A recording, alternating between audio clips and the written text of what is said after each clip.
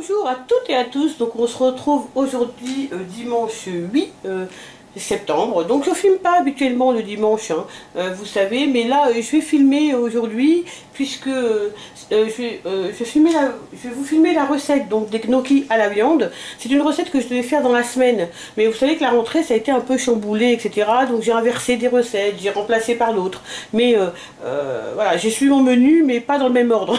Donc là aujourd'hui donc je vais faire donc les gnocchis à la viande et donc j'en profite comme ça, je vous filme la recette et je filmerai aussi aujourd'hui parce que je vais faire des pains, des petits pains semoule pour la semaine prochaine et pour les déjeuners de la semaine prochaine pour mon fils. Donc je vais filmer aussi la recette. Et je pense que je serai bien obligée, maintenant que c'est la rentrée, de filmer un peu le dimanche parce que généralement ma boulangerie je la fais le dimanche. Donc je fais les pains pour la semaine le dimanche, donc bon, bah, je filmerai en tout cas ma boulangerie. Voilà. Donc là, c'est une recette qui est assez rapide, je vais vous dire exactement ce qu'il faut. Donc il faut des gnocchis, donc là, à la pomme de terre, hein, pas les gnocchis à poêler, hein. Il faut les gnocchis qu'on cuit voilà, à l'eau. Voilà. Donc ceux-là, je les ai achetés au Carrefour parce qu'il n'y en a pas au Lidl. Au Lidl, il n'y a que les gnocchis à poêler, malheureusement. Donc là, je fais pour midi et soir, hein. Donc c'est pour ça que vous voyez 3 paquets... 3 paquets, là c'est un paquet de 380 grammes, donc effectivement ça fait un peu plus d'1 kilo hein, de gnocchis, donc, mais c'est pour matin, pour midi et soir, dans la viande hachée. Donc là j'ai 800 grammes, si vous faites que pour un repas, vous mettez de moitié, hein, vous mettez 500 grammes de gnocchis, 400-500 grammes de gnocchis, et vous mettez 400 grammes de viande hachée, hein, pour 4 personnes. Hein. Donc là, la viande hachée que j'avais achetée donc la semaine dernière, que j'avais congelée, donc que j'ai décongelée. Donc il nous faudra donc 2 poivrons, 2 carottes, des petites carottes, hein, même, ou une grosse, un oignon, de la purée de tomates, du sel, du poivre, du basilic, de l'origan, de l'ail semoule ou de l'ail frais, hein, comme vous voulez. Et il nous faudra pour terminer du fromage à gratin. Alors vous pouvez mettre ce que vous voulez, du gruyère, de l'emmental, de la mozzarella râpée, bref. Moi j'aime bien ce mélange de 3 fromages. Voilà. Donc voilà, c'est les ingrédients qu'il faut. Vous voyez, il ne faut pas grand chose. Là mon eau est déjà en train de bouillir, donc je vais mettre mes gnocchis à cuire. Il faut les cuire seulement 2 ou 3 minutes. Et puis je vais en profiter pour couper mes légumes. Je vous retrouve tout de suite. Donc je vais faire cuire mes gnocchis dans de l'eau bouillante salée, bien sûr.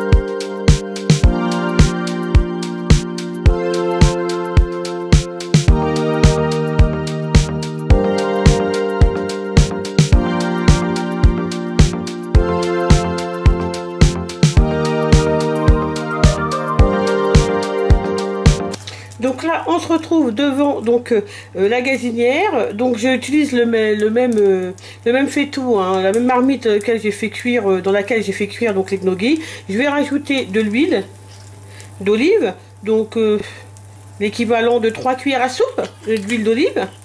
Voilà. Le feu est sur moyen fort, hein. Et je vais rajouter la viande et on va la faire tout simplement revenir.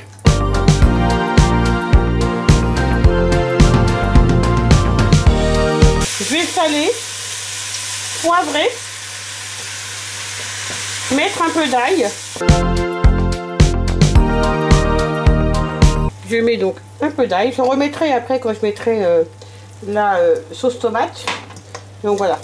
Je vais faire venir un peu la viande. Je vais remonter un peu mon feu moyen fort pour faire revenir la viande hachée. Voilà. Et quand elle aura perdu la moitié de sa couleur en rose, j'ajouterai des légumes. Voilà, on va les laisser revenir un petit peu. Après, bien sûr, vous pouvez mettre d'autres herbes, hein, si vous aimez d'autres herbes, des herbes de Provence. Vous pouvez rajouter du paprika, vous pouvez rajouter vraiment les herbes que vous aimez, du piment aussi. Vous pouvez rajouter, moi je rajouterai un petit peu des flocons de piment par la suite. Que ce soit légèrement pimenté, pas trop hein, juste un petit peu. Mais voilà, donc nous dans la sauce tomate, on va rajouter simplement du basilic et de l'origan. Mais après, vous pouvez mettre vraiment les herbes que vous aimez, etc. J'espère que vous avez passé une bonne semaine de rentrée, vous et vos enfants, hein, si vous en avez. Moi, la semaine a été plutôt sympa, cette semaine de rentrée. Donc, un peu... j'ai couru un peu dans tous les sens, mais sinon, c'était plutôt sympa. Mes enfants sont bien rentrés. Voilà. J'espère que pour vous aussi, cette rentrée s'est passée super bien. Voilà, donc là, vous voyez, il reste encore un peu de rose, mais voilà. Ça commence à être bien... ça commence à devenir marron partout. Et là, je vais rajouter les légumes. Donc là, vous avez donc les 2 poivrons, les 2 petites carottes, un oignon. Voilà. Et on va continuer à faire revenir un petit peu.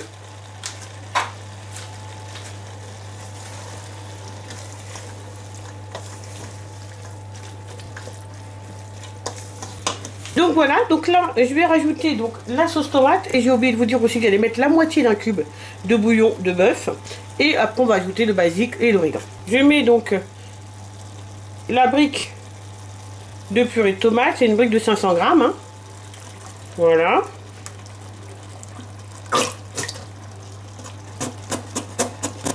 Je vais rajouter un petit peu d'eau, environ 100 ml. Comme ça me permet de... Voilà.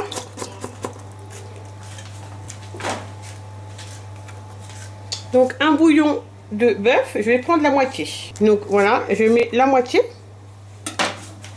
Je vais rajouter un peu d'ail, comme je vous avais dit tout à l'heure. Donc en gros, si vous mettez de l'ail comme ça, semoule, même c'est environ 2 gousses d'ail pour l'ail frais. Et là, ça va faire environ une cuillère à café d'ail semoule. Là, c'est une cuillère à café donc de basilic. Une cuillère à café donc d'origan. Le feu, vous le mettez sur moyen, entre moyen faible. Voilà, vous remuez. Voilà, donc là, je vais mettre un peu de piment. Donc, c'est des flocons de piment, vous voyez. J'en mets pas beaucoup. Hein.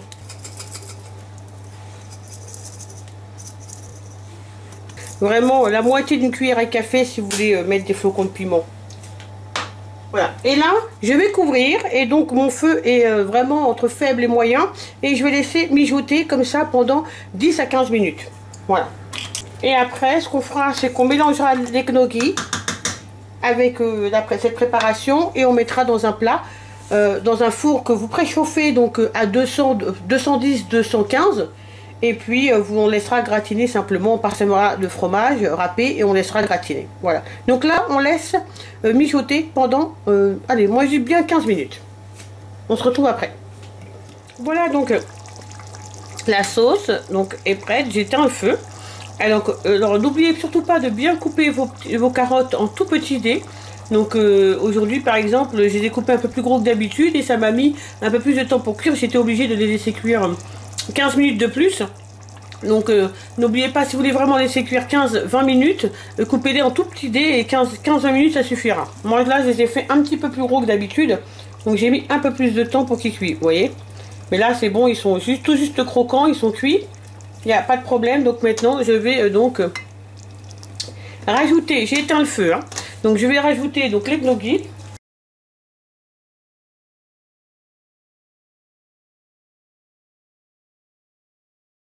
Et là, on va simplement transvaser dans un plat qui va au four.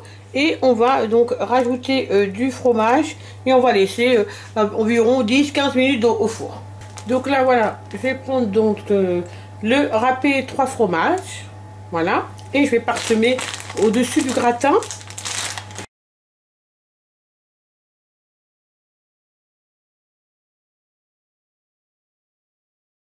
Donc voilà ce que le gratin il donne à la sortie du four. Donc vous pouvez laisser plus gratiner hein, si vous voulez. Hein. Nous on aime bien quand le fromage est bien fondant, voilà, pas forcément très gratiné. Et voilà, donc là, on va laisser refroidir un peu, 10-15 minutes avant de pouvoir 10 minutes, je pense que ça sera bon. Et puis on va manger tout simplement. Donc on va certainement l'accompagner de salade. J'ai acheté, je sais pas si vous vous rappelez de la salade, il y avait une promotion, plusieurs salades mélangées, donc un mélange de salade. Donc on va certainement manger avec ça, voilà, tout simplement. Voilà le gratin au gnocchi à la viande et je peux vous assurer que c'est délicieux. Voilà, donc on se retrouve tout à l'heure pour faire de la boulangerie. À tout à l'heure. Nous revoilà cet après-midi donc pour faire une recette de pain. Donc on est dimanche, donc je filme rarement le dimanche, mais comme je vous ai expliqué plus tôt, je fais ma boulangerie le dimanche, donc je vais essayer de la faire peut-être un autre jour pour voir. Parce que j'aimerais ne pas filmer le dimanche, mais bon, je vais voir. Bon, là, c'est pas grave, je vous filme la vidéo. Donc, c'est un pain tendre avec de la farine de blé dur, hein, de semoule, de blé dur. Donc, voilà. Donc, c'est un pain qui va être assez grand en plus. Donc, je vais le congeler. Je vais en faire quelques-uns et après, je vais congeler le reste. Comme ça, j'en aurai pour environ cette semaine et début de semaine prochaine. Si j'ai pas le temps de refaire du pain, j'aurai du pain dans le congélateur. Voilà, donc c'est une recette qui est assez simple. Ça demande un petit peu de temps parce qu'il y a pas mal de temps de pause. Mais après, bon, sinon c'est pas compliqué à faire. C'est pas compliqué à faire sinon. Voilà. Donc ce qu'il faut pour faire cette recette, il faut 500 g de farine, donc de semoule extra fine, donc de blé dur. Moi c'est celle-ci hein, que j'ai, donc c'est la Samia. Donc je la fais aussi parce que voilà, la date limite est au 21 septembre.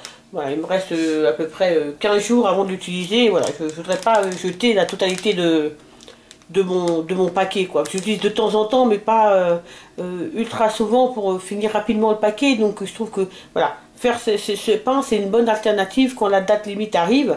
Et si je me suis pas beaucoup servi du paquet, bah au moins je peux faire passer 500 grammes. Voilà, je vais pas jeter mon paquet tout neuf quoi. Voilà, donc 500 g de farine de semoule extra fine. Il me faudra aussi donc 350 g de farine blanche. Donc c'est la farine, celle que j'utilise, c'est la farine bio de chez Lidl. C'est de la T65. Il nous faudra donc 30 g de beurre. Voilà. Il nous faudra un sachet de levure boulangère, une cuillère à soupe de sucre, une cuillère à soupe de sel. Et il nous faudra aussi 450 à 500 ml d'eau tiède. Voilà, donc moi j'ai fait tiédir mon eau à la bouilloire, je vais la récupérer. Voilà. Donc là, ce qu'on va faire, c'est qu'on va mettre l'eau bien chaude quand même hein, dans la semoule. On va la recouvrir et on va la laisser reposer 15 minutes. Et après, on va pouvoir mettre les autres ingrédients. Voilà, donc là, je vais mettre mon eau chaude. Donc là, je vais mettre 500 ml d'eau chaude.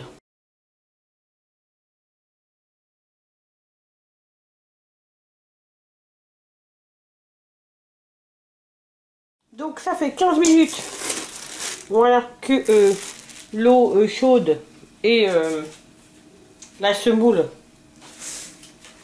reposaient. Donc là, on va remuer et on va rajouter les autres ingrédients. Voilà, je remue hein, simplement pour bien mélanger. On va rajouter donc les autres ingrédients et on va donc pétrir avec le robot. Voilà. Donc on va mettre tous les autres ingrédients sauf le beurre qui lui on rajoutera une fois que la pâte se sera formée. Voilà, donc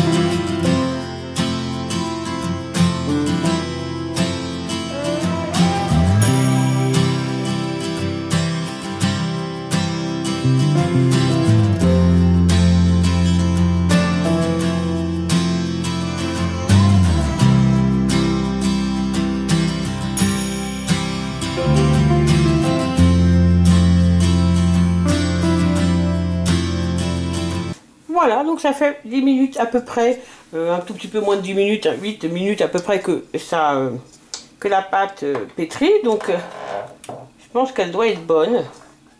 Donc, on va voir ça. Alors, elle est un peu collante, mais c'est tout à fait normal.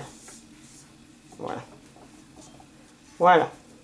Donc là, on va donc recouvrir et on va la laisser encore poser 40 minutes et après on viendra la façonner, etc. Donc voilà, après 40 minutes, la pâte, donc elle a bien doublé de volume, vous voyez.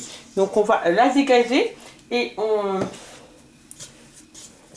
va la dégazer dans un plateau. Là j'ai mis un plateau fariné.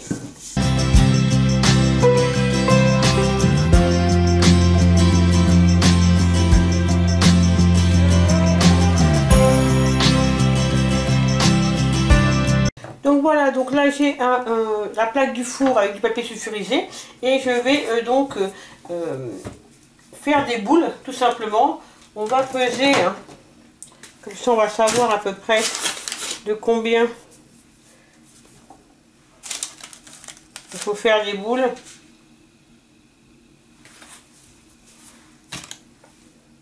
Là j'ai 1,415 kg.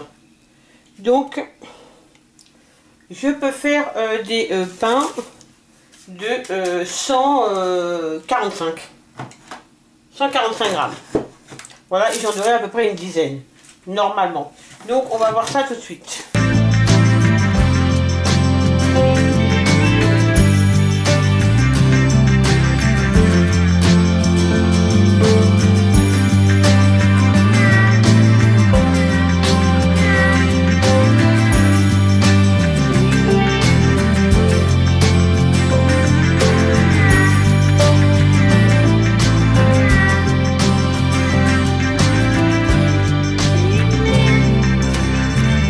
Donc là je vais vous montrer comment les aplatir. On voit aussi les badigeonnés de lait. Alors vous pouvez bien sûr battre un œuf, hein, et les badigeonner avec un œuf. Moi je préfère le faire avec du lait.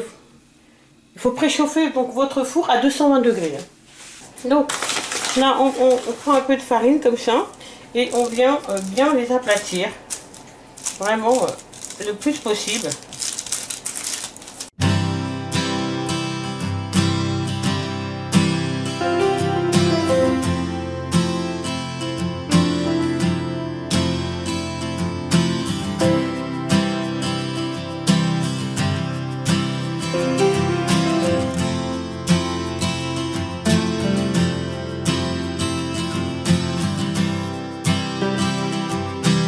Donc voilà, donc là j'ai aplati donc tous mes pains. Voilà. Donc vous aplatissez comme vous pouvez, hein. Soit avec le bout des doigts, soit comme ça avec la paume de la main, c'est beaucoup plus simple. Donc là, je vais les laisser encore poser 20 minutes. Voilà. Donc ce pain est génial, il est très bon, très moelleux, il se conserve très bien, mais il est un peu long à faire. Donc si vous le faites, il faut que vous ayez un peu de temps. Donc voilà. Donc là, je vais remettre encore 20 minutes. Le temps que mon four déjà préchauffe à 20 degrés, à 220. Et voilà, 20 petites minutes de lever. On se retrouve tout à l'heure. À tout à l'heure. Donc là, on va bien les badigeonner de lait. Et puis après, on va faire une croix avec un couteau bien aiguisé. Comme décoration. Hein.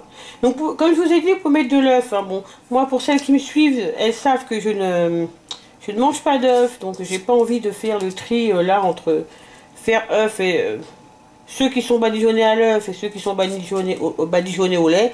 Donc je fais tout au lait. Voilà. Avec un couteau bien aiguisé. Voilà. On va faire. Voilà, hop. Une petite décoration.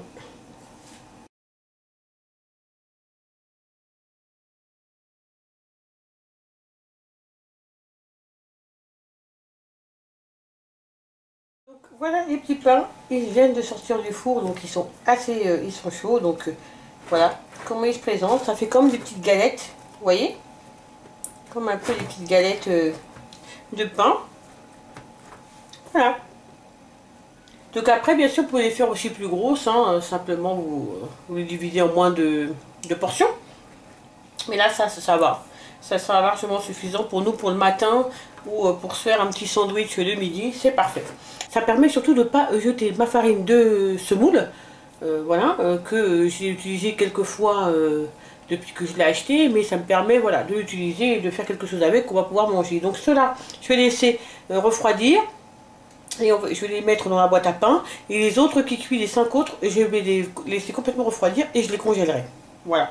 Donc voilà pour le pain. Donc je vous retrouve donc demain pour une autre vidéo. Et j'espère en tout cas que vous avez passé un bon dimanche. Et je vous dis surtout, prenez bien soin de vous. Et à très très vite pour une prochaine vidéo. Bye bye. Bonjour à toutes et à tous. Donc on se retrouve aujourd'hui mardi 10 septembre pour préparer le repas de ce soir. Donc je n'ai pas filmé la recette de lundi d'hier, de lundi soir, puisque c'était de la purée de carottes pommes de terre avec des côtes de porc au four. Donc c'était une recette qui était relativement simple. J'aurais pu le faire, hein, mais voilà, je ne l'ai pas filmé. Si vous voulez que je vous filme la recette des côtes de porc, des côtes d'échine au four, vous me le dites en commentaire, et puis quand je referai, je penserai à filmer. Là, ce soir, c'est soirée tarte, donc je vais faire 2 tartes. Je vais faire une tarte aux poireaux et une tarte aux oignons. Voilà, donc je vais vous dire ce qu'il faut pour faire donc cette recette. Donc il nous faut des poireaux, donc là j'ai environ 1,5 kg. Il nous faudra des œufs, de la crème fraîche. Il nous faudra donc du 3 fromages, du râpé 3 fromages, des lardons, et puis j'ai un reste de poitrine fumée. J'avais fait le poisson avec, donc j'ai l'utilisé. 2 pâtes brisées et 3 oignons pour la tarte aux oignons. Voilà, c'est très simple à faire, vraiment très simple. Donc là, ce que je vais faire, c'est que je vais préparer surtout mes poireaux que je vais mettre dans mon cookéo pour les faire cuire à la vapeur. Et puis, je vais préparer mes oignons. Et après, vous allez voir, c'est ultra rapide, quoi. On fait juste revenir les poireaux avec les lardons et les oignons avec les lardons dans 2 poêles différentes. Et ça va très vite. Allez, on commence. Je vais préparer les poireaux et je vais les mettre au cookéo.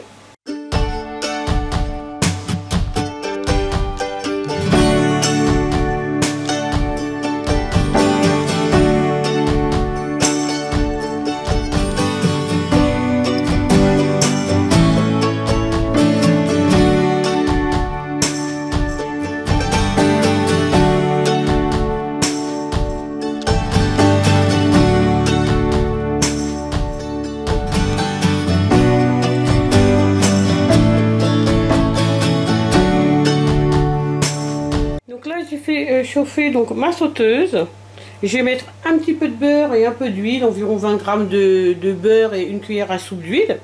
Voilà, ça laisse bien chauffer et on va faire revenir donc les oignons et le reste du lard qui me restait, de lard fumé qui me restait quand j'ai fait les poissons, et environ une 50aine de grammes, je vais dire, de lardons. Voilà.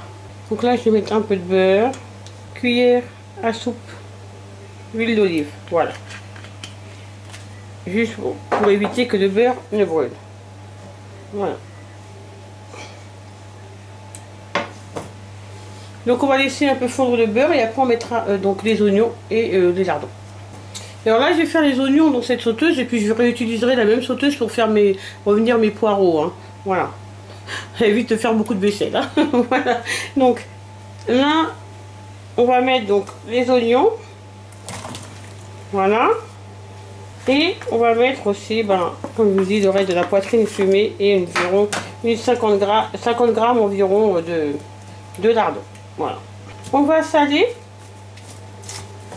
légèrement parce que les lardons ça vont saler aussi.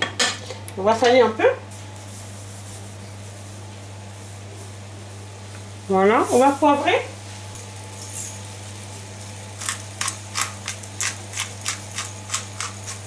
Voilà, et on va laisser, donc je vais couvrir et je vais laisser comme ça suer et si vous voulez perdre son nom, ramollir les oignons pendant une petite demi-heure. Donc au bout de 15 minutes, je mettrai un peu d'herbe de Provence et un peu d'ail et je recouvrirai et je laisserai 15 minutes. Donc là, je vais baisser le feu, je fais à feu doux et voilà, je couvre. Et en attendant, on va préparer les poireaux et on va les mettre dans le cookéo. Donc là, je vais préparer donc les poireaux là. Donc je vais enlever ce que je prends pas. Je vais bien les rincer et je vais les couper en petits morceaux, en rondelles. Voilà.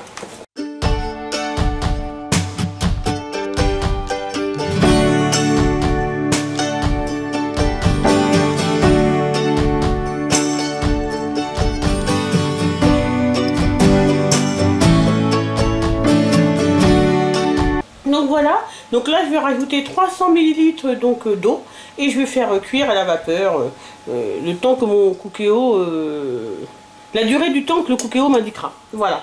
Donc là, vous voyez les oignons, ça fait un petit quart d'heure. Donc je vais les assaisonner. Je vais remuer déjà. Vous voyez, ils commencent à bien fondre. Je vais mettre un peu d'ail, pas beaucoup. Juste un tout petit peu, je dirais une demi-cuillère à café. Je vais mettre des herbes de Provence, je préfère mettre un mélange. Voilà, une bonne cuillère à café. Quand ça fera une demi-heure, au bout d'une demi-heure, je mettrai de persil. Voilà, là, je vais laisser encore mijoter comme ça pendant un petit quart d'heure et je vais couvrir. Voilà, encore un quart d'heure de cuisson et ce sera, on pourra commencer à faire la tarte aux oignons.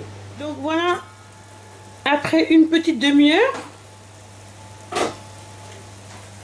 à feu doux, vous voyez, les oignons ont bien fondu. Voilà, donc là, on va les réserver et on va préparer donc l'appareil pour faire la tarte. Et après on va l'enfourner, le temps qu'après les poireaux, il nous reste 4 minutes de cuisson dans le cookéo. On les fera revenir à leur tour et puis après on mettra la tarte aussi au four. Voilà, donc là on va tout de suite préparer l'appareil. Donc là il nous faut 25 centilitres, donc 250 grammes de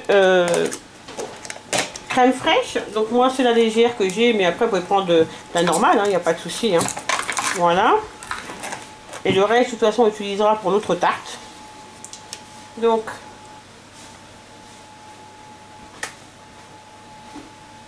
voilà. Et donc, l'autre moitié, on utilisera pour la tarte aux poireaux. Voilà. Donc, on va ajouter 2 œufs. Donc là, je vais remuer donc les 2 œufs avec la crème fraîche. Donc, je vais saler légèrement. Voilà, pas trop. Un petit, j'ai poivré déjà les oignons, donc j'ai pas repoivré. Par contre, je vais mettre une pointe de noix de muscade. Donc je vais mettre une pointe de noix de muscade, une pointe de couteau, vous voyez. Voilà, c'est largement suffisant. Je vais mettre le persil. Donc je dis 2 cuillères à café à peu près. Voilà, je remue. Donc là, je vais piquer le fond de tarte. Voilà. Je peux même toujours un petit peu les bords aussi. Voilà. Voilà. Je mets donc mes oignons et mes lardons que j'ai fait revenir. Voilà. On a bien éparpillé les oignons et les lardons. On va mettre l'appareil et on va parsemer d'un peu de râpé sans fromage.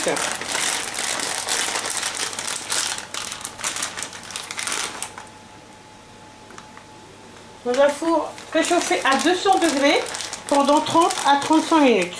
Une trentaine de minutes. Voilà. Après, il faut juste vérifier que ce soit bien cuit et ce sera bon. Voilà. Donc là, j'enfourne et je prépare ma tarte aux poireaux. Donc là, j'ai fait chauffer. Donc, j'ai juste rincé ma sauteuse. Je vais faire exactement la même sauteuse où j'ai fait les oignons. Donc j'ai rincé. Je vais mettre juste un petit peu d'huile d'olive. Environ 2 cuillères à soupe. Voilà. Je vais baisser un peu le feu. Voilà, donc là l'huile est chaude. Je vais rajouter les poireaux qui ont cuit à la vapeur donc dans le cookéo. Voilà.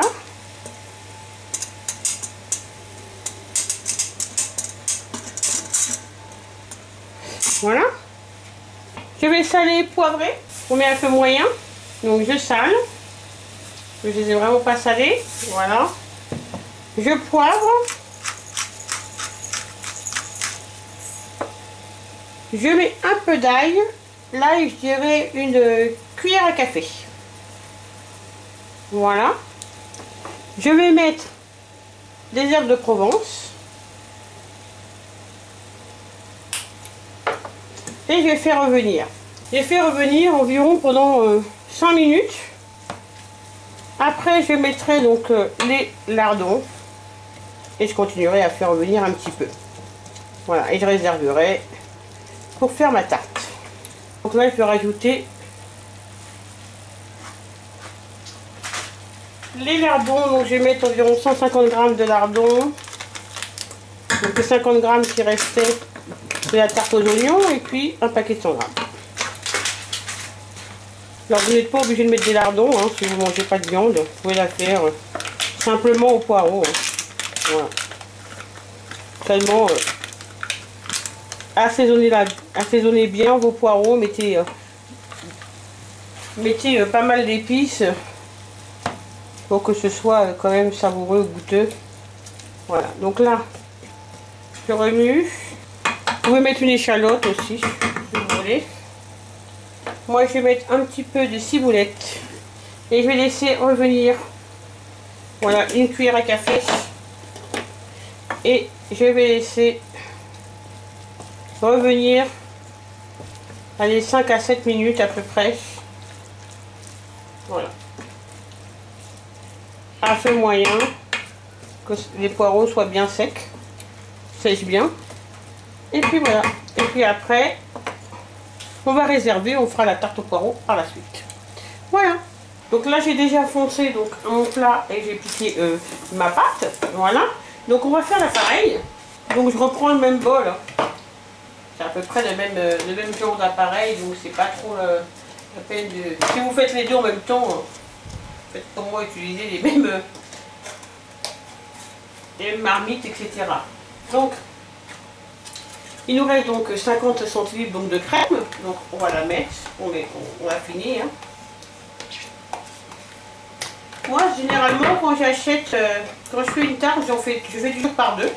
Déjà, j'essaie d'en faire une aux légumes, toujours. Et puis, comme ça, j'achète qu'un seul pot de crème fraîche, vous voyez. Et je le sépare en deux. Voilà. Donc, je fais ça après. Donc, on va mettre 2 œufs. Vous voyez. La crème et les œufs. Comme tout à l'heure pour la tarte aux oignons. Donc là, ce qu'on va faire, c'est qu'on va ajouter un peu de sel, un peu de poivre, un peu de sel. Voilà. Un peu de poivre. Pas trop, voilà. J'ai déjà poivré. J'ai déjà poivré donc les poireaux. Voilà. On va mettre le persil. 2 cuillères à soupe. Voilà. Dans la crème, on met tout ça dans la crème, on mélange bien. On va mettre, je dirais, 50 g à peu près de fromage. Voilà. On mélange.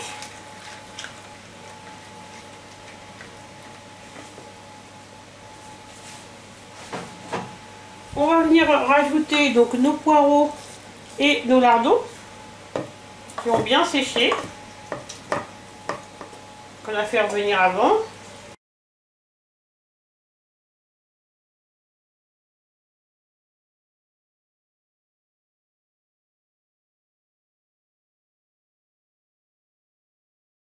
On étale bien comme ça.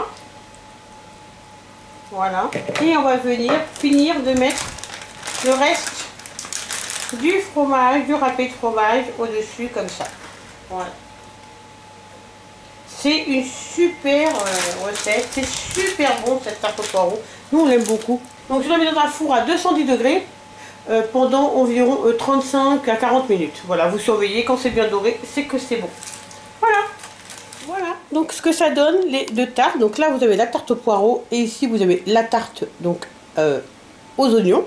Voilà, donc nous on va manger ça simplement, ceux qui veulent, il reste de la salade, un pied de sucrine ou de la salade, vous savez, le mélange de salade que j'avais acheté, ils prennent avec de la salade, voilà, mais sinon moi je vais manger une part comme ça et ça sera bien assez. Voilà, donc écoutez, j'espère que la vidéo vous a plu, n'hésitez pas surtout à me mettre un petit pouce vers le haut et à me suivre donc sur Instagram, et donc je vous dis à très vite pour une prochaine vidéo. Bye bye.